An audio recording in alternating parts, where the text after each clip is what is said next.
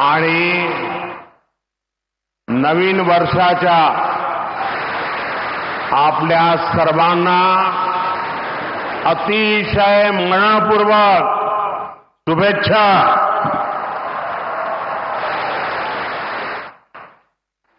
कार्यक्रम में उपस्थित परम पूजनीय सरसंघचालक जी डॉक्टर मोहन भागवत जी, स्वामी गोविंद गिरी जी महाराज, स्वामी अवधेशानंद गिरी जी महाराज, महाराष्ट्र के लोकप्रिय मुख्यमंत्री देवेंद्र फडणवीस जी, केंद्रीय मंत्रिमंडल में मेरे साथी नितिन गडकरी जी, डॉक्टर अविनाश चंद्र अग्निहोत्री जी, अन्य महानुभाव और उपस्थित सभी वरिष्ठ साथी, राष्ट्र यज्ञ के इस पावन अनुष्ठान में आज मुझे यहां आने का सौभाग्य मिला है। आज चैत्र शुक्ल प्रतिपदा का ये दिन बहुत विशेष है। आज से नवरात्रि का पवित्र पर्व शुरू हो रहा है। देश के अलग अलग कोनों में आज गुड़ी पड़वा, उगादी और नवरेह का त्योहार भी मनाया जा रहा है। आज भगवान झूलेलाल जी और गुरु अंगद देव जी का अवतरण दिवस भी है। ये हमारे प्रेरणा पुंज परम पूजनीय डॉक्टर साहब की जयंती का भी अवसर है और इसी साल राष्ट्रीय स्वयंसेवक संघ की गौरवशाली यात्रा का 100 वर्ष भी पूरे हो रहे हैं।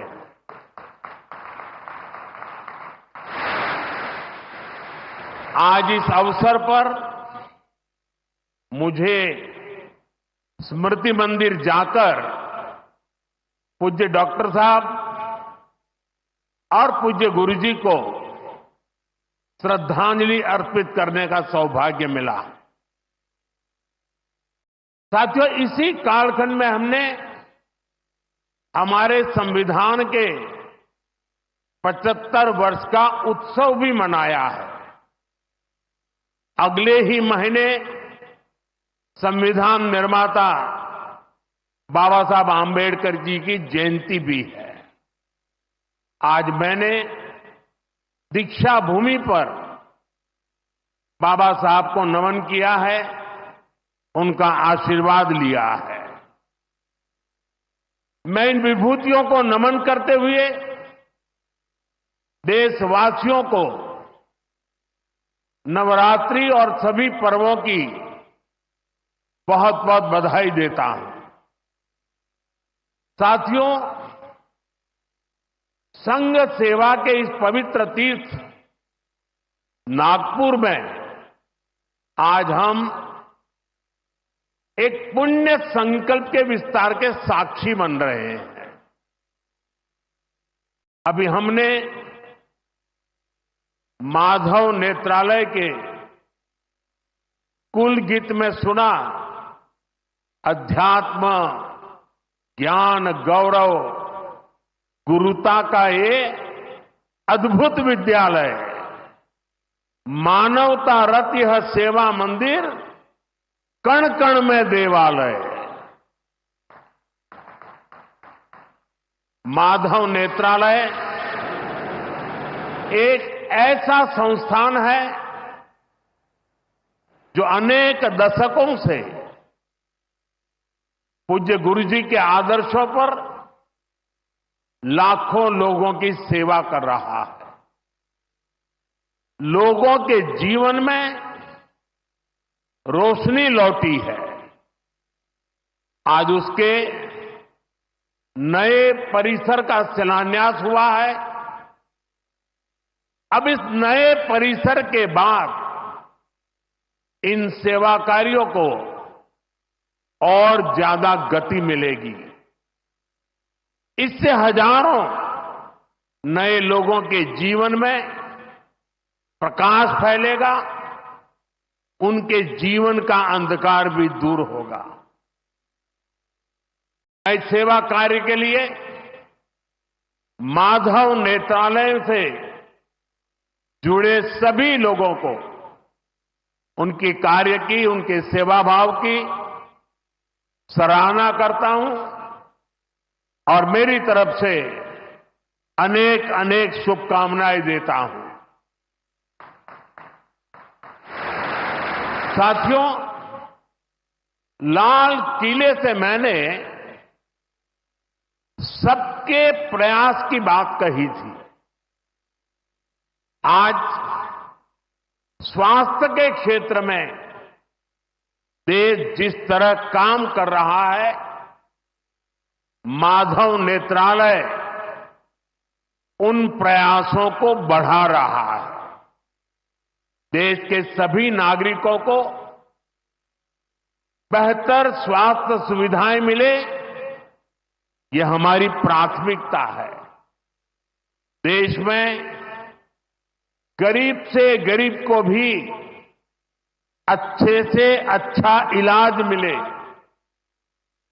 कोई भी देशवासी जीवन जीने की गरिमा से वंचित न रहे।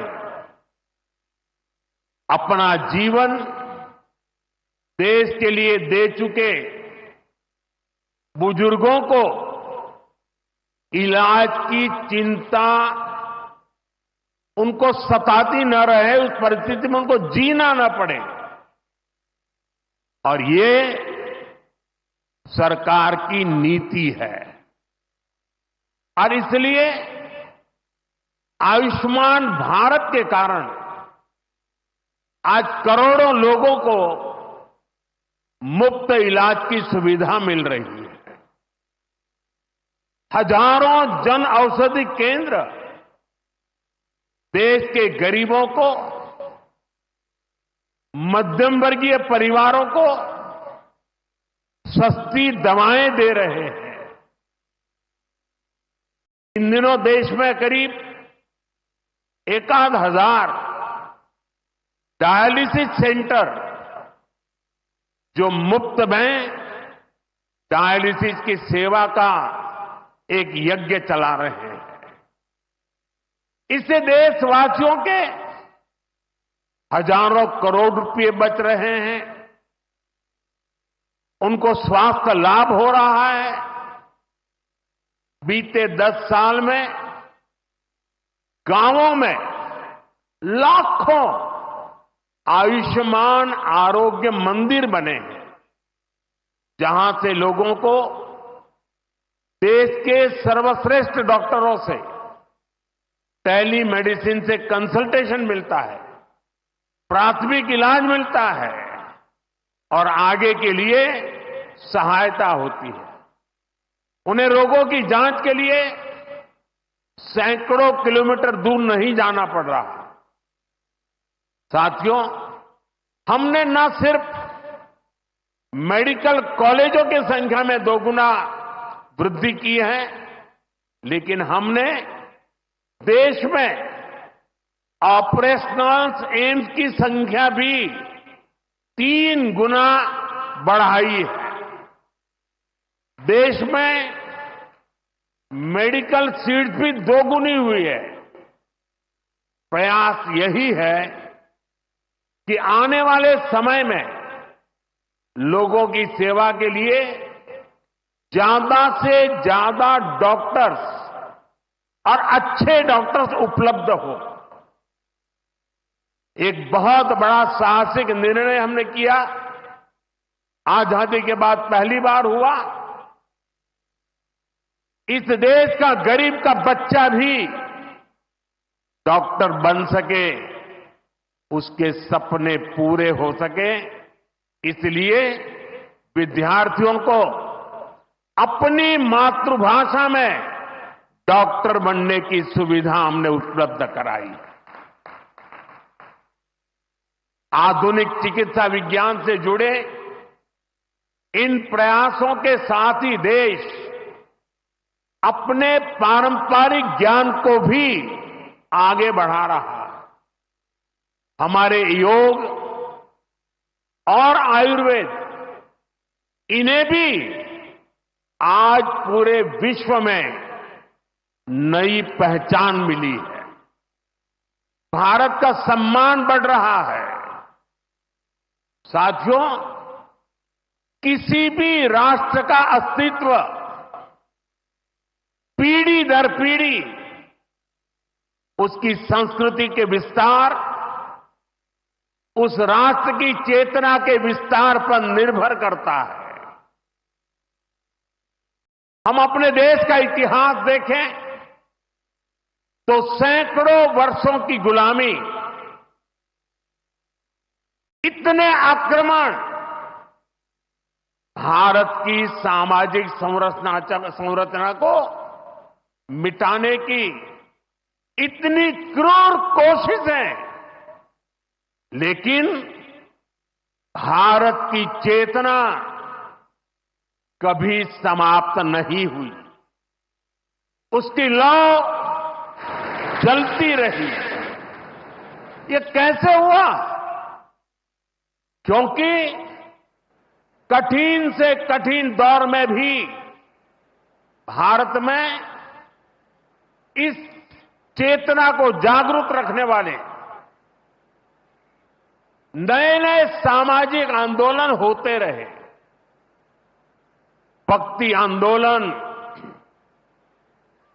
उसका ये उदाहरण, जिससे हम सब भली भांति परिचित हैं।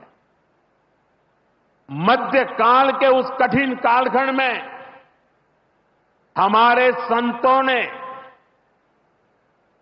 भक्ति के विचारों से हमारी राष्ट्रीय चेतना को नई ऊर्जा दी।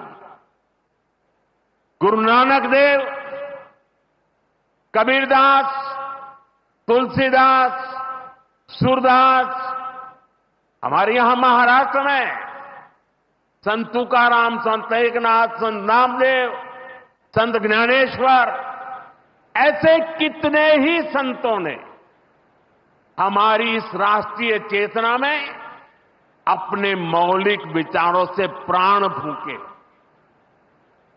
इन आंदोलनों ने भेदभाव के फंदों को तोड़कर समाज को एकता के सूत्र में जोड़ा। इसी तरह